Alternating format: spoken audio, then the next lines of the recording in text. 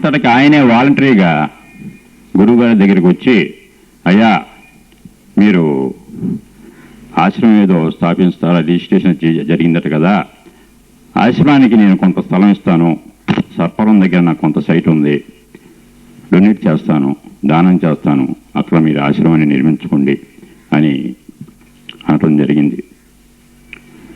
తర్వాత సాయిబంధు ప్రభాకర్ రావు గారు రావటం, ఆయన కూడా స్థలం ఇస్తానని చెప్పటం. రామారావు గారిని గురువుగారు 2 స్థలాల్లో చూడండి, మీరు ఏది సెలెక్ట్ చేస్తే అందులోనే ఆశ్రమం పెడదామని రామారావు గారికి ఛాయిస్ ఇవ్వటం.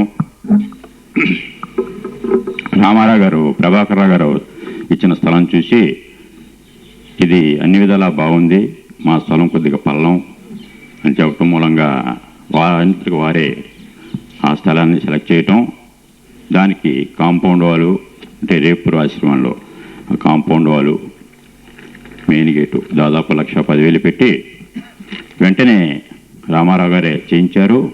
ఇప్పుడు మా ఆశ్రమంలో ఉన్న చిన్న కాటేజెస్, అంటే తాటాకు షెడ్లు 2 కూడా 2 రోజుల్లో ఆయన దగ్గరుండి పాపం మట్టి పని కూడా చేసి ఆ గురువుగారి కోసం భూమి పూజ నాటికి ఆ కాటేజెస్ 2 కూడా ఆయనే స్వయంగా దగ్గరుండి నిర్మించడం జరిగింది. 50వ యజ్ఞంలో జంగారెడ్డిగూడెంలో 100వ యజ్ఞం మేము చేస్తామండి అని అడగటం. అప్పుడు యాక్చువల్గా ఆ 100వ యజ్ఞం గురించి 50వ యజ్ఞంలో అనౌన్స్మెంట్ ఇవ్వటం కూడా జరిగింది. 100వ యజ్ఞం ఇక్కడే జరగాల్సింది, కానీ ముఖ్యంగా అకామిడేషన్ ప్రాబ్లం అవుతుంది అనే ఉద్దేశంతో మాత్రమే 100వ యజ్ఞం ఇంకో చోటికి మార్చడం జరిగింది. కానీ నిన్న జరిగిన యజ్ఞం 100వ యజ్ఞం కన్నా కూడా ఎక్కువ జరిగిందని అనుకుంటున్నాను, బాగా జరిగిందని.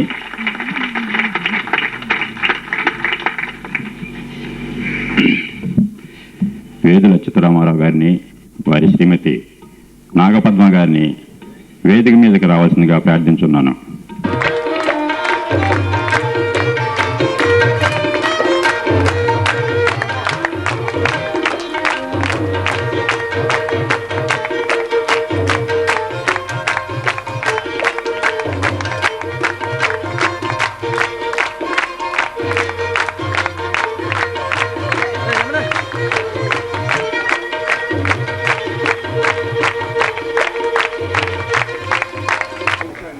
గురువుగారి ఆశీర్వాదంతో కొద్ది సన్మానం ఏర్పాటు చేశాం.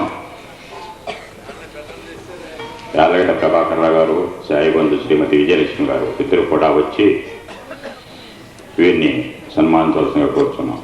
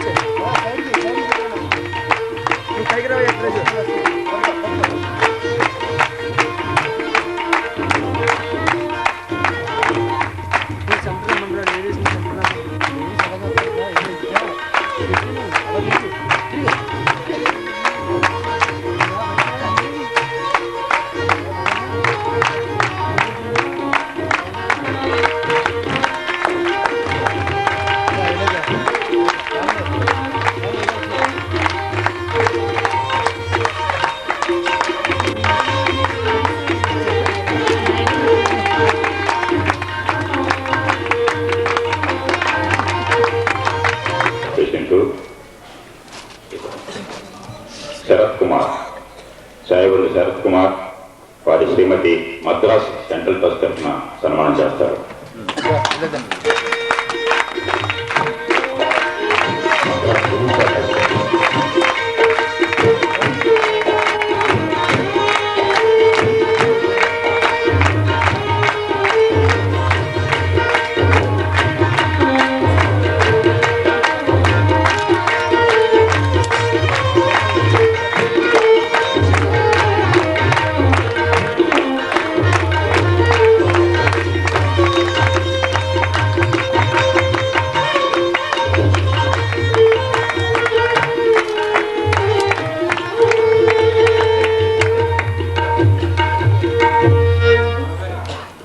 సికే నాయుడు గారు గుంటూరు ట్రస్ట్ తరఫున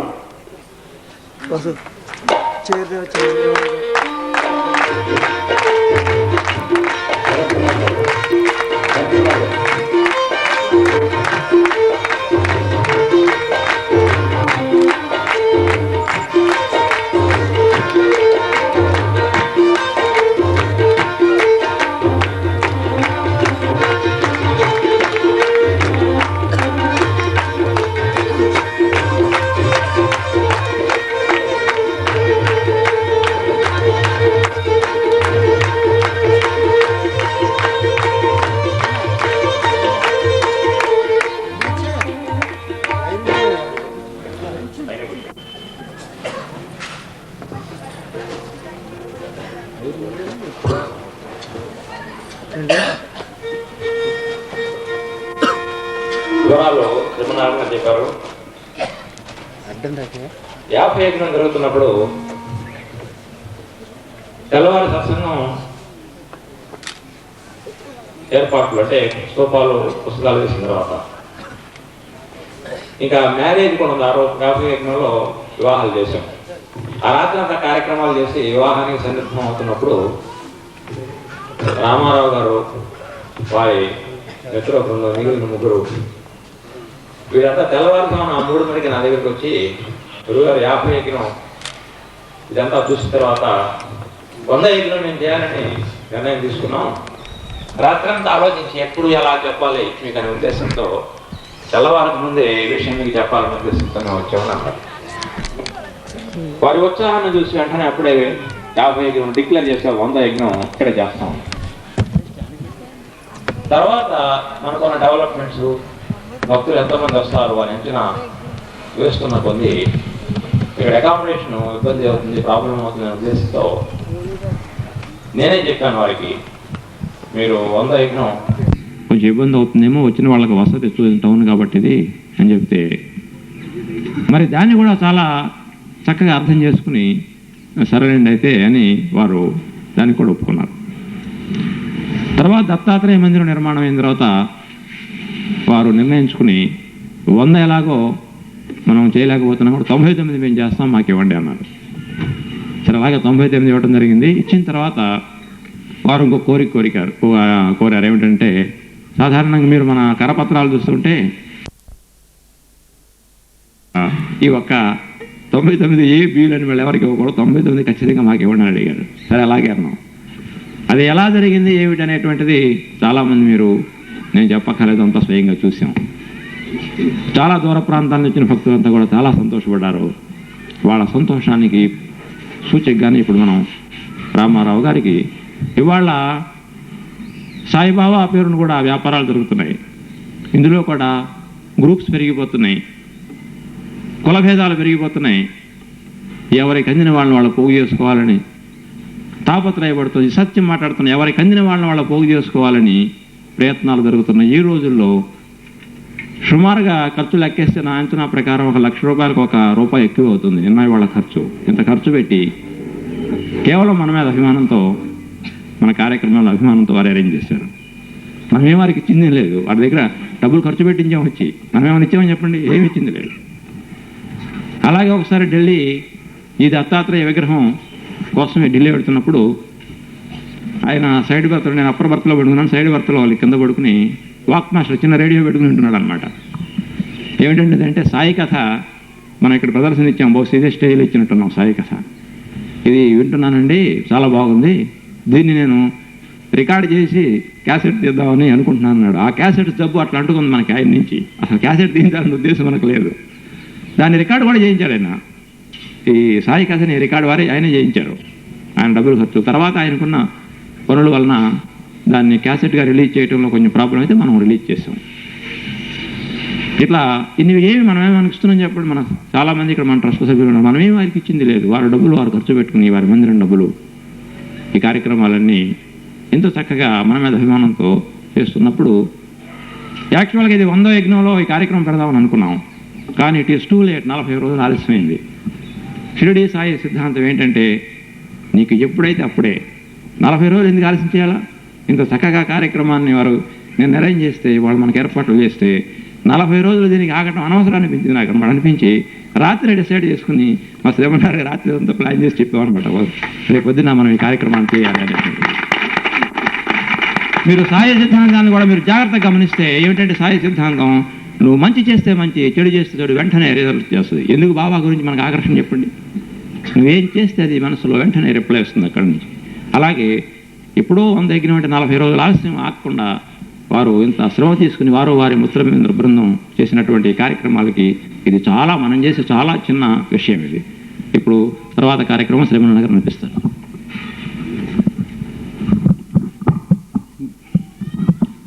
రామారావు గారు 100వ యజ్ఞం చేయకపోయినా కూడా 100 అడుగు స్తూపం ఆయనే డిజైన్ చేశారు. 4-5 సార్లు ఏలూరు దగ్గర పెదవేగి లక్ష్మీపురం గార్డెన్స్లో ఆ స్తూపాన్ని దగ్గర ఉంటాం. దానికి కావాల్సిన సెంటరింగ్ మెటీరియల్ అంతా కూడా ఆయన కొని మాకు ఇచ్చాడు. ఇప్పటిదాకా కూడా కాంచనమాలకి ఇచ్చి ఇంకా కూడా 5-6 నెలల మట్టి ఆ సెంటరింగ్ మెటీరియల్ అలాగే ఆ తోటలో అలాగే ఉండిపోయింది. ఆయన దానివల్ల చాలా నష్టపోయాడు కూడాను. ఆయన చేస్తున్న కాంట్రాక్ట్స్ దగ్గర నుంచి కూడా వాళ్ళకి ప్రెజర్ వస్తుంది. అయినా కూడా ఆ 100 అడుగుల స్తూపం పూర్తయింది. దాని పర్యవేక్షణ డిజైను చేసిన వాళ్ళలో ఆయన కూడా ముఖ్యుడు. ఇప్పుడు హర్షల్లి గారు ఒక పాట పాడతారు. సాయిబంధు పార్వతి గారు హర్షల్లి గారు కలిసి పాడతారు.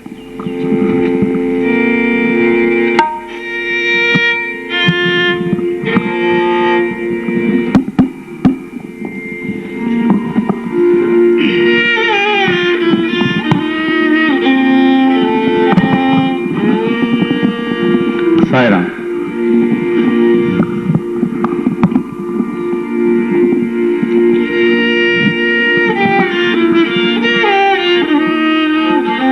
ఇప్పుడు పాడబోయే ఈ పాట శ్రీమాన్ వేదుల అచ్యుతరామారావు గారి షిరిడీ సేవలను గుర్తుగా ఈ పాటను వారికై వ్రాయబడింది. దీన్ని శ్రీ పిఎంఎల్ ప్రసాద్ గారు స్వరబద్ధం చేశారు. ఆ పాటని నేను రాశాను.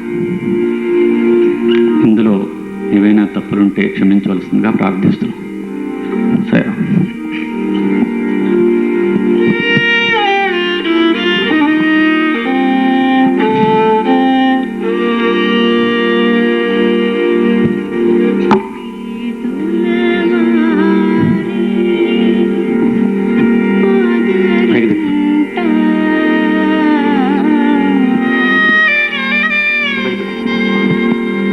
పూచినది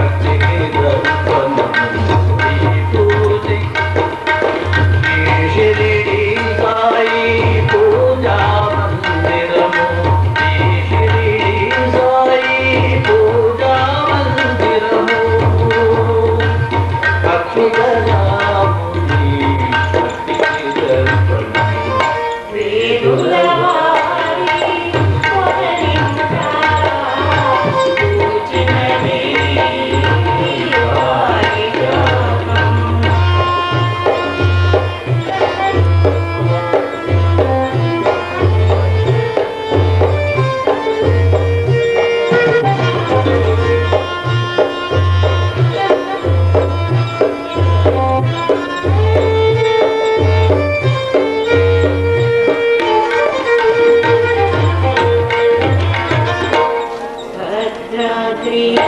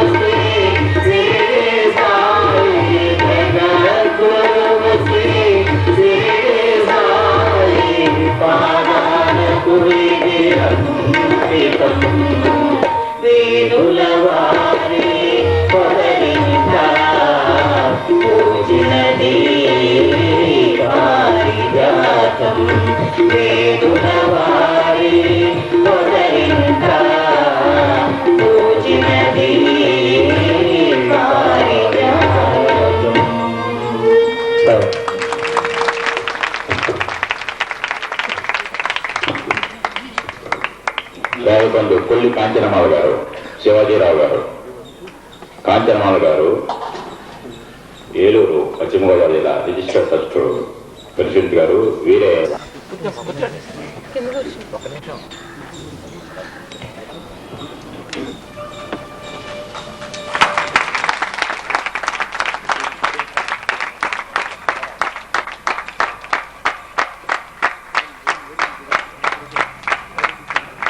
ఇప్పుడు ఈ సిద్ధి సాయిబాబా అసోసియేషన్ మందిరం మిగతా ట్రస్ట్ మెంబర్లు వీరభద్రరావు గారు, మార్కండేయులు గారు, మూర్తి గారు, రామ్మోహన్ రావు గారు కూడా వీరిని సత్కరిస్తారు.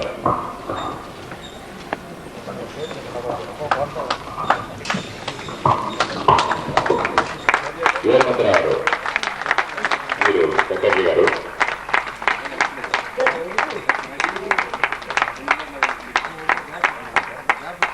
మార్కండేయులు గారు నిజంగా అన్నదాత. నిన్న ఈరోజు వంటలన్నీ వీరే స్వయంగా దగ్గర చేయించి మనందరికీ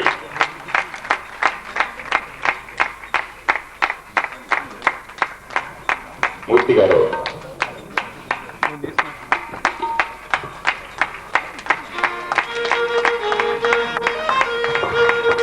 తర్వాత ఎల్ రామ్మోహన్ రావు గారు,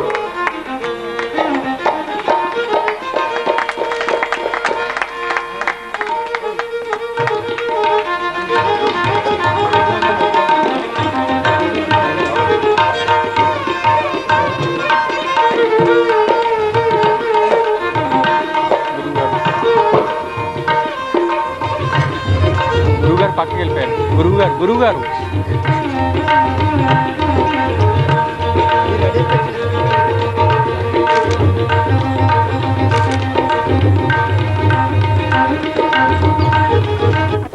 పార్వతులకు నమస్కరించి సాగులకు నమస్కరిస్తూ నన్ను ఈ విధంగా ఇంత పెద్ద ఎత్తులో ఈ విధంగా సన్మానించడానికి నేను అర్హుడను కాను. ఎందుకంటే ఈ సేవ నా ఒక్కడిని చేసింది కాదు, నా మిత్రులు, చిన్న పిల్లలు అందరూ నాకు అండగా నిలిచి నాకు ఇంత పేరు ఇంత సన్మానం జరగడానికి కారకులైన వాళ్ళే ముఖ్యులు. కానీ నేనంతా నేను ఒక్కడిని చేసింది కాదు. కానీ వచ్చి మందిర నిర్మాణం నేను చేశాను కదా అనే పేరు నా ముందు వస్తుంది. కానీ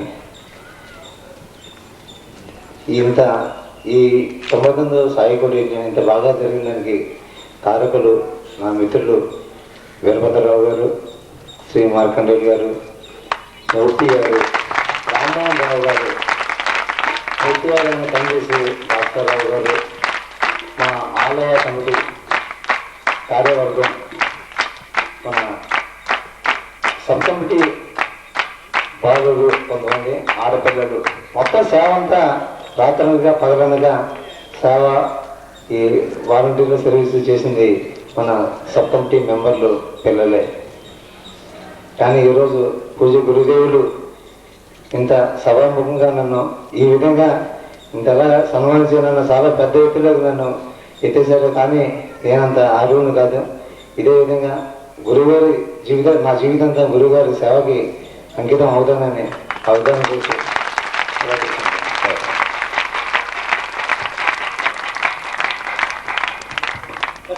భారతి గారు, రాయబంధు భారతి గారు, మీరు స్టేట్ బ్యాంక్ ఆఫ్ ఇండియా హైదరాబాద్లో ఆఫీసర్గా పనిచేస్తున్నారు. మీరు వచ్చి మంచి సత్సంగాలు జరుగుతాయి. తర్వాత ఇంకో కార్యక్రమం ఉంది, 2 నిమిషాలు సత్సంగం మాట్లాడాల్సిన అవసరం వస్తుందని నేను భావించకపోవడం వల్ల నేను ఎక్కువగా ప్రిపేర్ అయి రాలేదు. 2 నిమిషాల్లో ముగిస్తాను. నాకు అర్థమైనంత వరకు సాయి అనేది ఒక మహాశక్తి, అది నేను గమనించాను. అది నేను నిదర్శనాత్మకంగా కూడా ఎన్నోసార్లు అనుభవించాను. దాన్ని బట్టి సాయి అనే ఆ భగవంతుని ముందర మీరు చెయ్యి చాపి అడగాలే కానీ నిజమైన ఏకాగ్రతతోనూ, నిజమైన భక్తితోనూ, నిజమైన ఆర్తితో పిలిస్తే మీ చెయ్యి అందుకునేవాడు శ్రీ సాయి ఒక్కడే.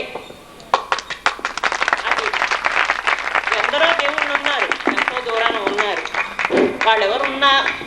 వాళ్ళెవరు మనకి ఇంత నిదర్శనాత్మకంగా కనపడరు. ఈ ఒక్క సాయి అనే ఆయన మటుకు మీరు చెయ్యి జాపి కోరాలే కానీ మీరు అడిగిందల్లా ఇస్తాడు.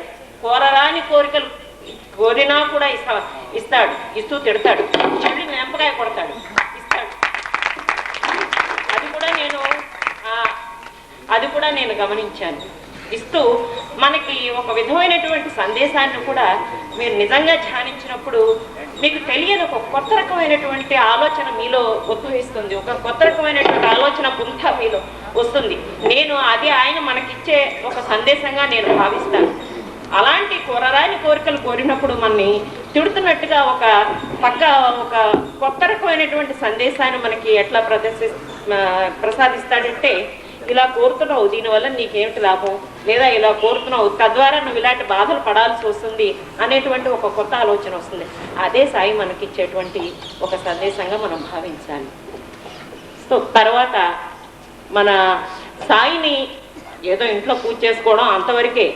కానీ నాకు సాయి గురించి ఎక్కువగా తెలిసింది తర్వాత సాయిని మనం ఇంతగా మర్చిపోకుండా ప్రతి ఒక్క దినం ఇన్ని సంవత్సరాలుగా నేను ఆయన్ని ధ్యానిస్తూ ఉన్నది అది కేవలం మన గురుదేవులు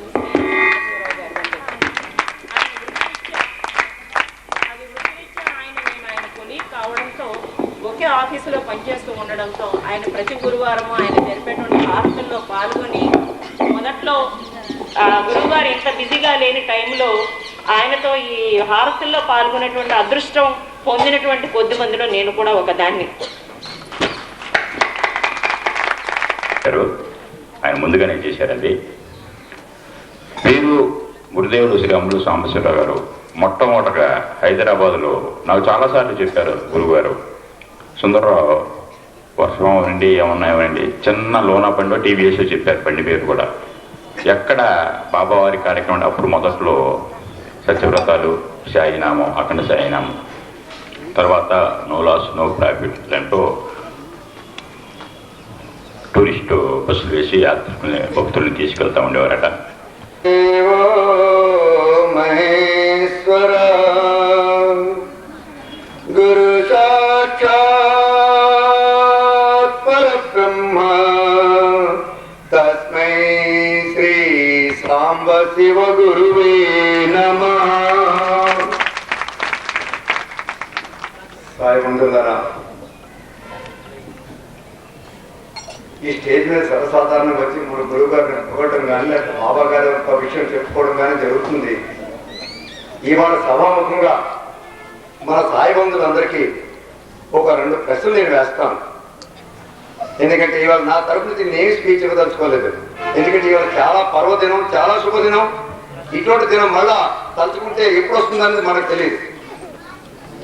ఈ క్రెడిట్ కూడా మన వేదుల అచ్యుత రామారావు గారికి వెళుతుంది. కాబట్టి వారి కుటుంబానికి సర్వస్వయందు శ్రీ షిరిడి సాయిబాబా గారు గురువు గారి ఆశీర్వాదంతో ఎల్లవెల్ల ఎటువంటి జాగాలైనా కాపాడాలని మనందరి తరఫున నేను మరీ ప్రార్థిస్తున్నాను. సరే, ఇక ప్రశ్న. రాత్రి మా మీటింగ్ లో గురుగారు ప్రతి చిన్న విషయం కూడా ఏం చేస్తారంటే, మనం ఈ పని చేసామయ్యా, దీంట్లో ఏమైనా పొరపాట్లు ఉన్నాయా, లేదా మంచిగా జరిగిందా, లేదా ఇంకేమైనా ఇంకా మంచిగా మనం చేయగలమా అన్న ప్రశ్నలు తను తరచుగా వేసుకుంటుంటారు. అయితే రాత్రి ఒక ప్రశ్న వచ్చింది. ఏమిటంటే పల్లకి ఉత్సవం. ఈ పల్లకి ఉత్సవం ఎలా జరిగింది, దీనికి ఇంకా ఏమైనా మార్పు చేర్పులు చేయొచ్చా, చేస్తే ఏం చేయాలి, లేకపోతే మీకు ఎలా కనిపించిందో కామెంట్స్ అడిగారు. సరే, అందరూ బాగుందంటే బాగుంది, అంటే బాగున్నదానికి బాగున్నది అంటారు కదా. కానీ మనలో ఒక Sai Bandhu, I can say is thorough gentle also. అతను అన్నాడు, తన పేరు గిన్నిస్ బుక్ లో రాయాలండి అన్నాడు. సరే, గిన్నిస్ బుక్ అంటే బహుశా మన అందరికీ తెలుసు, వరల్డ్ గిన్నిస్ బుక్ ఉంటుంది. అది బహుశా యునైటెడ్ స్టేట్ లోనే ఉంటుంది అనుకుంటాను. అతను చెప్పిన మాట మీద నాకు ఒక ఆలోచన వచ్చింది. ఈ ప్రశ్నకి జవాబు మీరే ఇవ్వాలి. ఈ ప్రపంచంలో గిన్నిస్ బుక్ ఉంది. ఆ గిన్నిస్ బుక్ లో పేర్లు ఎందుకు వెళ్తాయి? శారీరకం కానీ, లేకపోతే మన యొక్క బుద్ధి వల్ల కానీ, లేకపోతే ధనం వల్ల కానీ, ఎటువంటి పనైనా అందరికంటే మంచిగా చేస్తే దానికి గిన్నిస్ బుక్ లో పేరు పెడుతుంది. చిన్న ఉదాహరణ, ఒక 100 కిలోమీటర్స్ ఒక కారు ర్యాలీ వెళ్ళింది అనుకోండి, వాళ్ళు ఒక 40 నిమిషాల్లో వెళ్ళింది. 1997లో 98లోని 35 నిమిషాలకు వెళ్ళింది. కాబట్టి ఆ 40 నిమిషాలకు ఉన్న గిన్నిస్ బుక్ లో పేరు మళ్ళా కింద నీకు వచ్చేస్తుంది. సో అలాగే గిన్నిస్ బుక్ లోని ఈ పేర్లు వస్తుంటుంటాయి. ఇది అందరికీ మనకు తెలిసిన విషయం. నేను కూడా మనస్ఫూర్తిగా కోరుకుంటున్నాను, రాత్రి ఆ సాయిబంధు చెప్పింది అచ్యుత రామారావు గారి పేరు మాత్రం గిన్నిస్ బుక్ లో రావాలి. అయితే ఎటువంటి గిన్నిస్ బుక్ లో రావాలి? ఈ నిర్ణయం మీ మీద విడిచిపెడుతున్నాం. ఎగ్జాక్ట్లీ ఎవరు వాళ్ళు? సాయి గిన్నిస్ బుక్ లో రావాలి. ఈ సాయి గిన్నిస్ బుక్ లో పేరు ఎవరు రాస్తారు?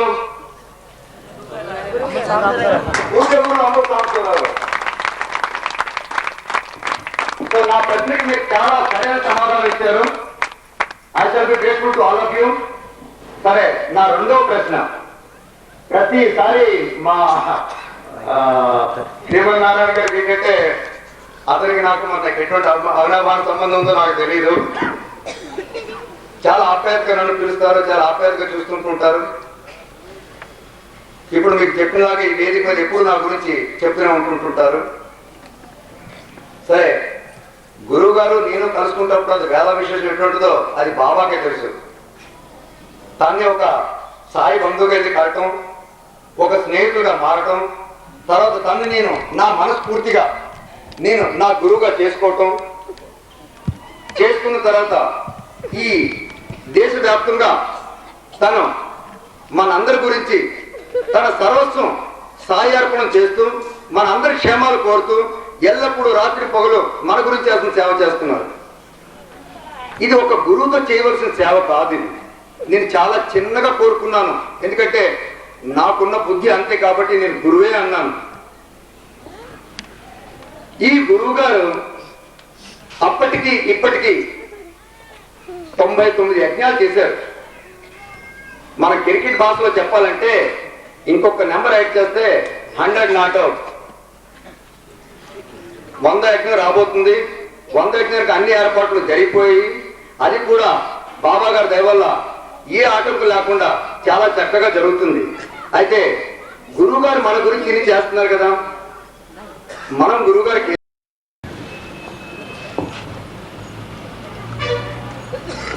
సాయినాథ నీ కరుణీయ చాలు. రచన డాక్టర్ విఎస్ ఇందిర, విజయవాడ. ఈ పాట పాడిన వారు శ్రీమతి కె పార్వతి నరసింహారావు, హైదరాబాద్.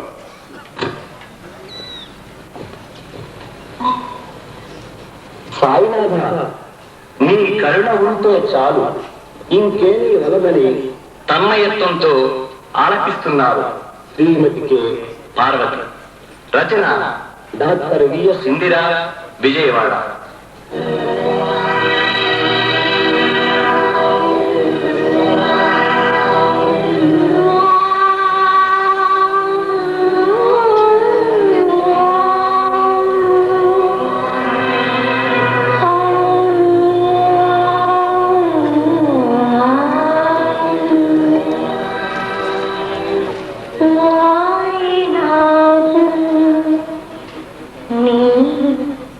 కరుణేశ్వర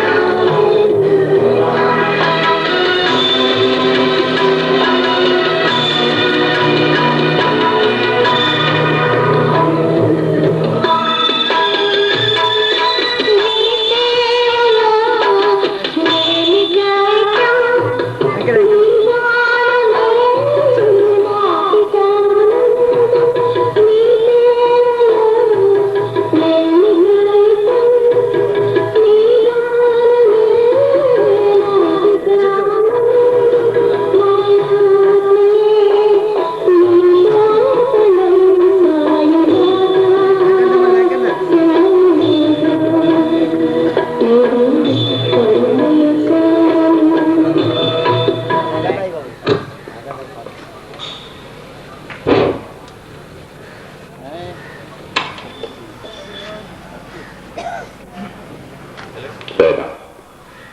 ఈ పాట రాసింది డాక్టర్ విఎస్ ఇందిర గారి విజయగారు. ఈ పాట పాడింది పార్వతీ నరసింహారావు గారు. నరసింహారావు గారు పార్వతి గారిని ఇద్దరిని కూడా వేదిక మీద రావాల్సిందిగా కోరుతున్నాను.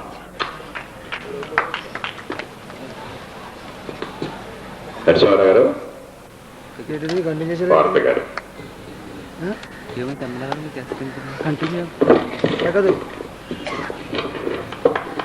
నరసింహారావు గారు ప్రియా ఇంటర్నేషనల్ లిమిటెడ్ లో హైదరాబాద్ లో మేనేజర్ గా పనిచేస్తున్నారు.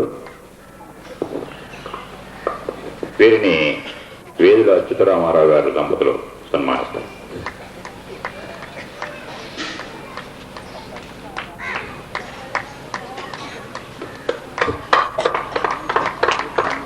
ఈ పాట ఈ క్యాసెట్ లో చాలా హైలైట్. తర్వాత డాక్టర్ ఇందిర గారు ఈ పాట విని ఈ పాట నిజంగానే నేనే రాశానా అని ఆశ్చర్యపోయిందట.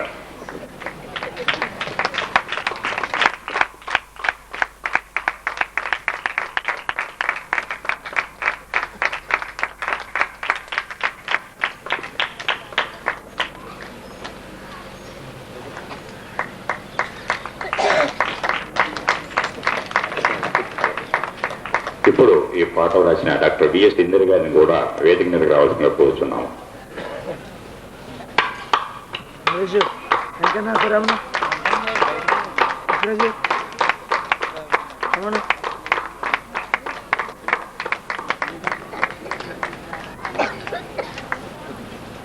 ఇందిర గారి గురించి చెప్పాలంటే డాక్టర్ ఇందిర గారు మా అందరికన్నా కూడా ముందుగా ప్రతి కార్యక్రమంలో పాల్గొంటూ ఉండేవారు.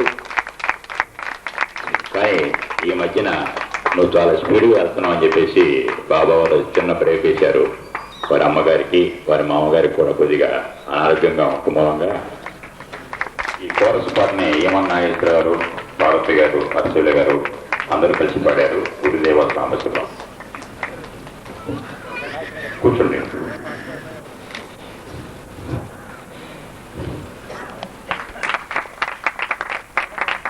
అసలే నిజంగా అదృష్టవంతుడు. ఎందుకంటే అప్పుడప్పుడు గురువు గారు నేను ఏకాంతంగా రాత్రి పడుకున్నప్పుడు గురువు గారు ఒక్కోసారి అసలు పాటను హంసిస్తూ ఉంటారు. తర్వాత అప్పుడప్పుడు అంటూ ఉంటారు, నిజంగా ఏం సాగిస్తుంది ఏం రాశారంటే అంటూ ఉంటారు.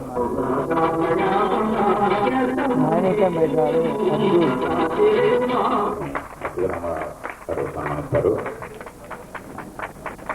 వీరు స్వయంగా రాసిన పాట మొదటి పాట ఇది. పాట చాలా పాటలు పాడినా కానీ శివరకం చేసి పాడింది ఈ పాట. సాయి కథలో కూడా వీరు కృష్ణాజీ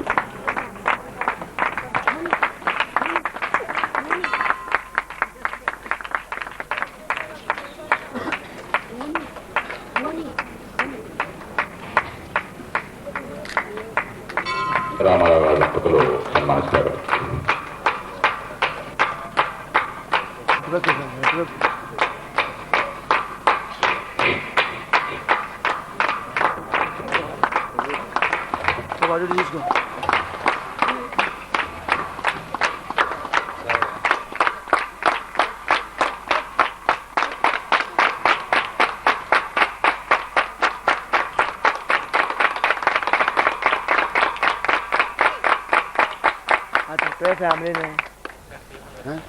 ఎక్కువగా అన్ని కార్యక్రమాలకు వస్తూ ఉండేవారు.